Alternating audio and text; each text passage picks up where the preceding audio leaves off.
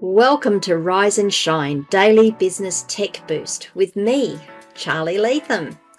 If you're a small business owner looking to simplify technology and get real, actionable advice from someone with 35 years of IT experience, you're in the right place.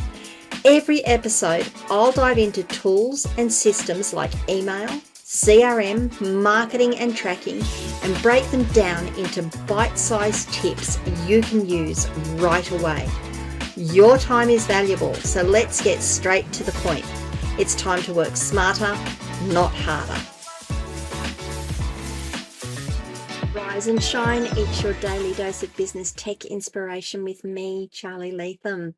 Topic number 369 today. We're going to talk about how to protect your business from identity theft. Let me just go back through how easy it is to have your identity stolen. How easy it is to give out information that may allow your identity to be stolen. And then I'll go into the things that you can do to protect yourself from these things happening. Identity theft comes down to someone being able to find out enough information about you as a person to identify you to organizations and transact on your behalf. Okay, now what that means is that they can ring up a bank, or they can go to a bank and they can apply for loans in your name. They can go to a credit card company and get a credit card in your name. They can make purchases in your business's name, get the product and have the invoice sent to you while they've got the product and they're off doing their own thing. So identity theft is one of those things that you've got to be eternally vigilant. Constant vigilance is a really important part of making sure your identity doesn't get stolen, or you don't give out enough information that it can be used. How easy is it to get that information?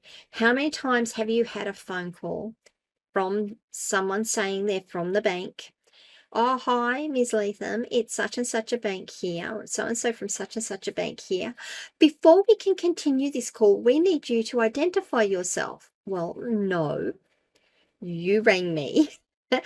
I don't know who you are. I don't recognize the number, or you're coming through on a blocked number. I'm not giving you any information that can identify myself.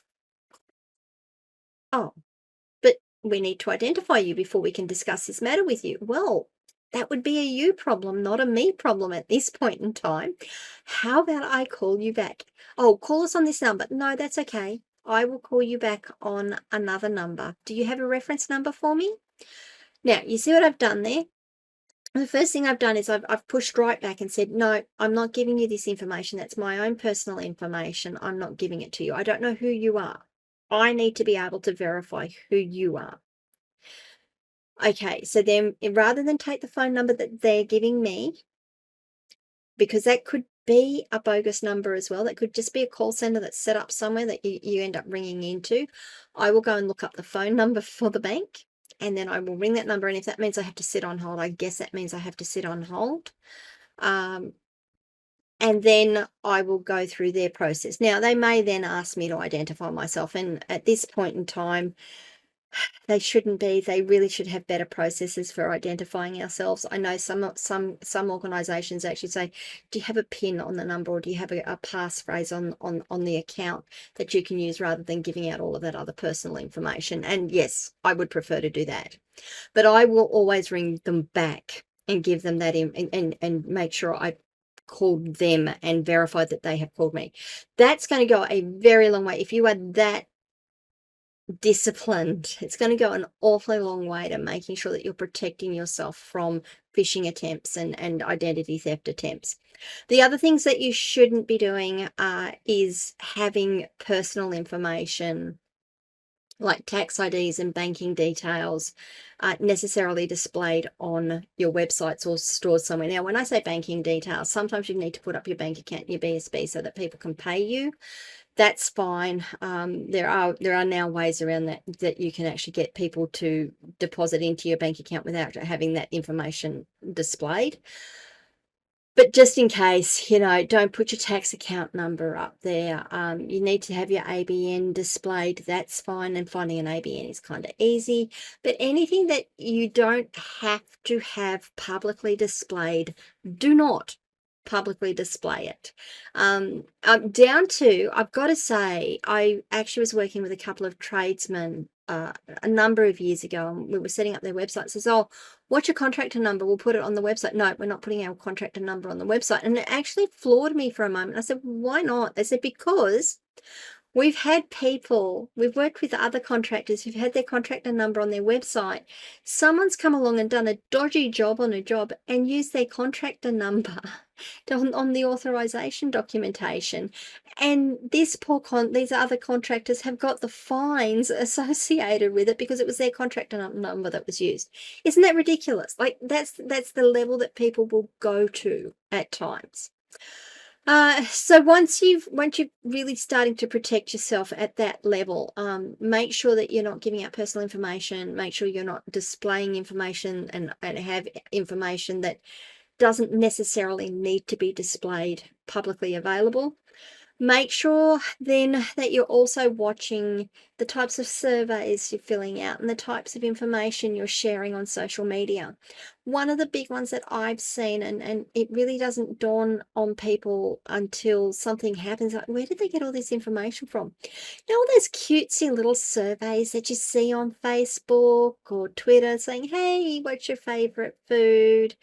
What's your favorite color? Where was your last holiday? What was the last thing you did here? Those sorts of things. Yeah, okay, they might be cutesy and they might be completely innocent. Certainly the people sharing them are innocent, but what it's doing is there generally are people monitoring those types of posts going, oh, now we've got a bit more information about Charlie. We'll just put this in the Charlie file. And there's a little bit more information about Charlie. We'll just put this in the Charlie file. So when it comes down to hacking a password, oh, what's your favorite pet's name? Oh, well, hang on. What's her pet's? What are all the pets that she's had? Oh, yeah, here we go. Yep, we've got a list of pets. Let's try these as a pet's name. Easy stuff. It's easy stuff for us to just go, oh, it's so cute. We're just going to share it and we want to be part of the community and all of that stuff.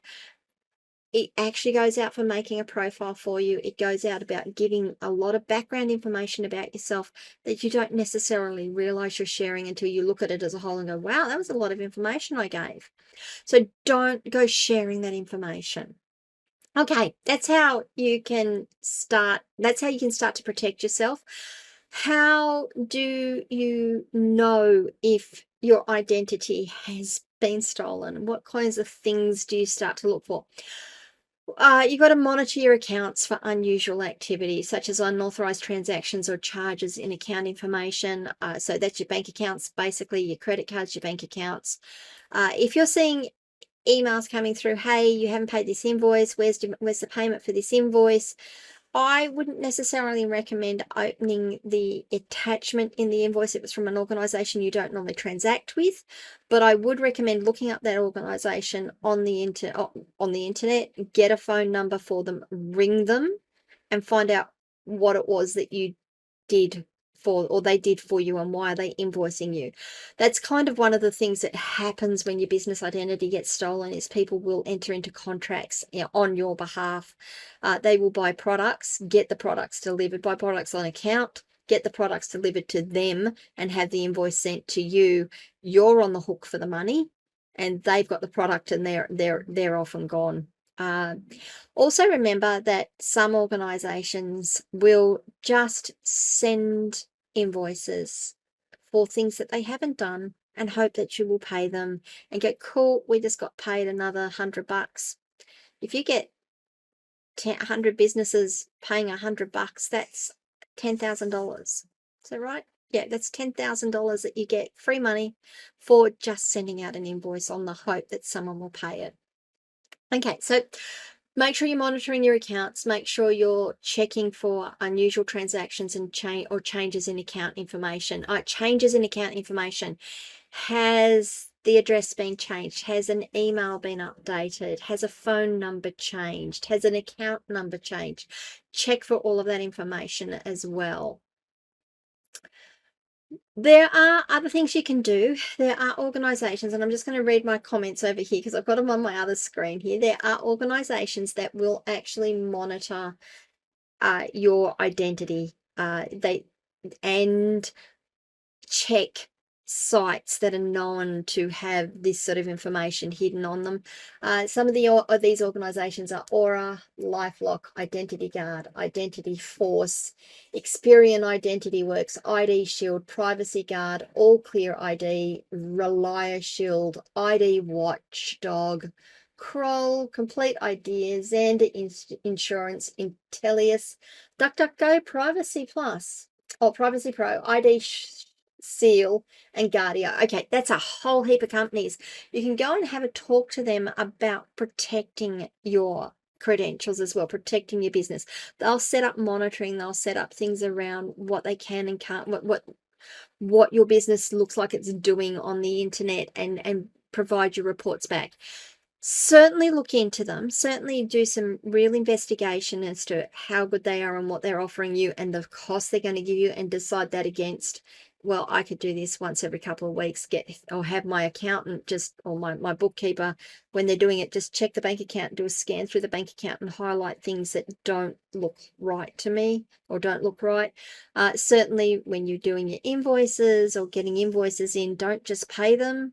Have yourself a little process that says, okay, this is an invoice. What was it for? Do I have that recorded? Yep, tick the box, I'll pay that invoice. So you're not just sending out money because someone sent you an invoice and, oh, you just pay your invoices on time because you're a good payer and you want to be a good corporate citizen. Okay, so they're those sorts of things. Finally, make sure you don't have sensitive documents stored in public locations. Don't have your ABN registration certificate stored on a public server. Don't have your tax returns, the documents with all your tax details in it, stored on a public server that people can access. If you're going to use it, go back to my episode where I talked about secure storage and storing information securely online. Follow those processes. All sorts of things you can do to protect yourself from identity theft. If you think your identity has been stolen, you do need to do a few things, and this is why making sure you are you are careful is so important, because this now takes you time. It may take you money to deal with.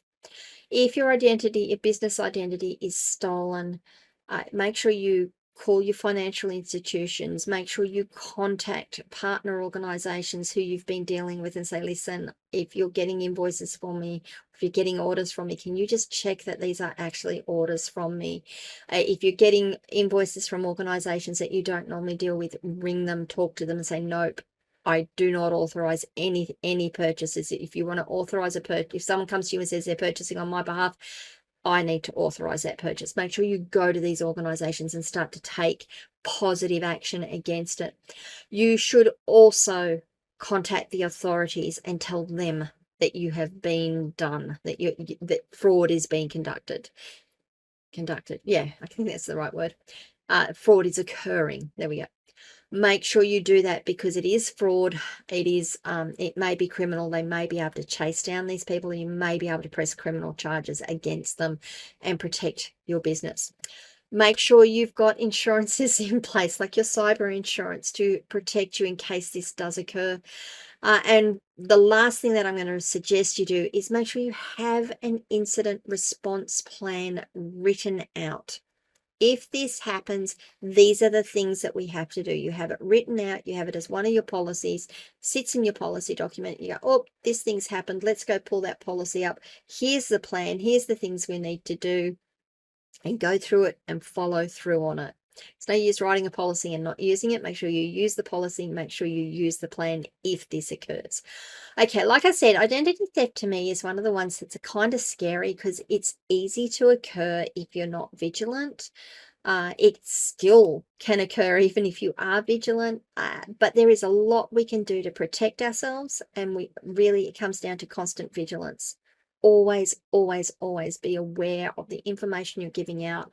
who you're giving it out to, and then be aware of what's actually happening in the back end of your business, and making sure that that's stuff that you've authorized. All right, guys, what do you think? It's a kind of a heavy topic and it's a bit depressing at times.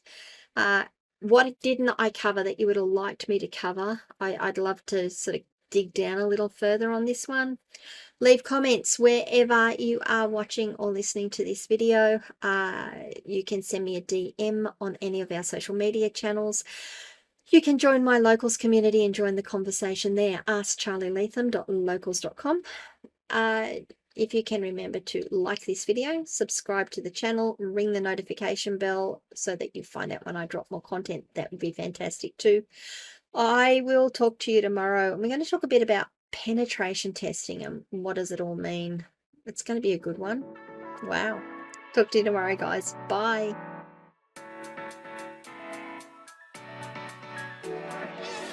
Hey there, thanks so much for tuning in to Rise and Shine, your daily business tech boost. I hope today's episode gave you some actionable insights that will make your business tech work smarter for you. If you found value, be sure to subscribe, leave a review, and share it with other small business owners who could use a daily boost. For more tips, tools, and resources, visit www.askcharlyleetham.com. Until next time, keep rising, keep shining, and let's make tech simple together.